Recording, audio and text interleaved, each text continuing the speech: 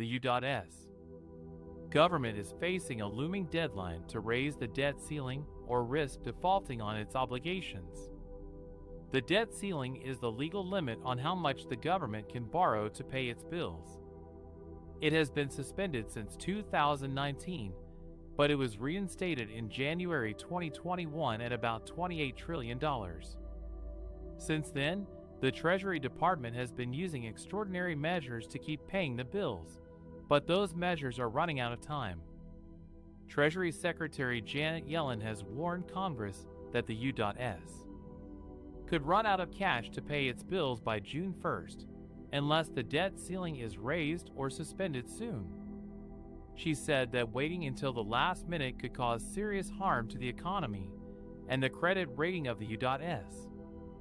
She also said that failing to raise the debt ceiling would cause severe hardship to American families, harm the global leadership position of the U.S., and raise questions about its ability to defend its national security interests.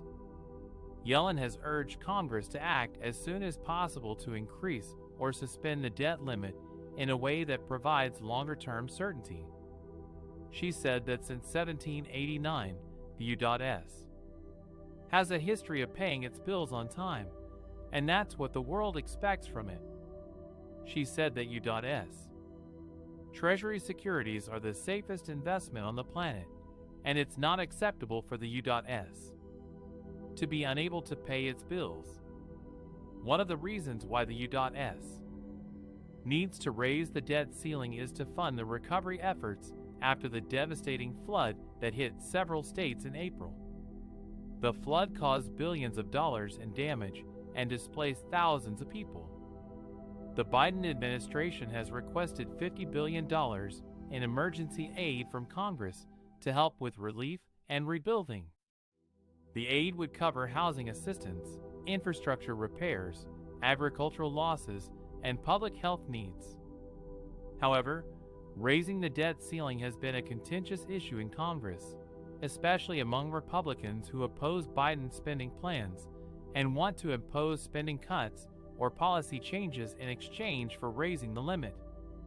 Biden has said he won't negotiate over the full faith and credit of the U.S. and has called for bipartisan cooperation on this issue. He has also invited congressional leaders from both parties to a meeting at the White House on May 9th to discuss the debt ceiling and other matters. Yellen has also dismissed some of the alternative options that have been suggested to avoid a default, such as invoking the 14th Amendment or minting a $1 trillion coin. She said that those options are legally uncertain and impractical, and that Congress has the sole authority and responsibility to raise or suspend the debt limit. The clock is ticking for Congress to act on the debt ceiling before June. If no deal is reached by then, Yellen will have to make hard choices about which bills to pay and which ones to delay or skip. This could affect millions of Americans who rely on government services or benefits, such as Social Security, Medicare, Medicaid, veterans benefits, federal employees' salaries, tax refunds, and interest payments on the debt. It could also trigger a financial crisis that could spill over into global markets and hurt economic growth. The stakes are high for Yellen and the U.S. economy as they face this critical challenge. How will Yellen manage this situation? How will Congress resolve this impasse? And how will this affect the U.S.'s role in the world after the flood? Stay tuned for more updates on this developing story. Eric Schmidt is a prominent figure in the field of artificial intelligence. He is the former CEO of Google and co-founder of Schmidt Futures, a philanthropic initiative that supports innovation and social impact.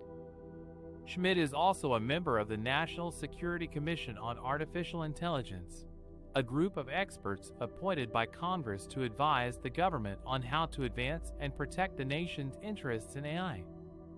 Schmidt has a vision for how AI can transform the world for the better. He believes that AI can help solve some of the most pressing challenges facing humanity, such as climate change, health care, education, and security. He also advocates for investing in AI research and development to address the existential risks and opportunities posed by the technology. One of the risks that Schmidt warns about is the misuse of AI by malicious actors or authoritarian regimes.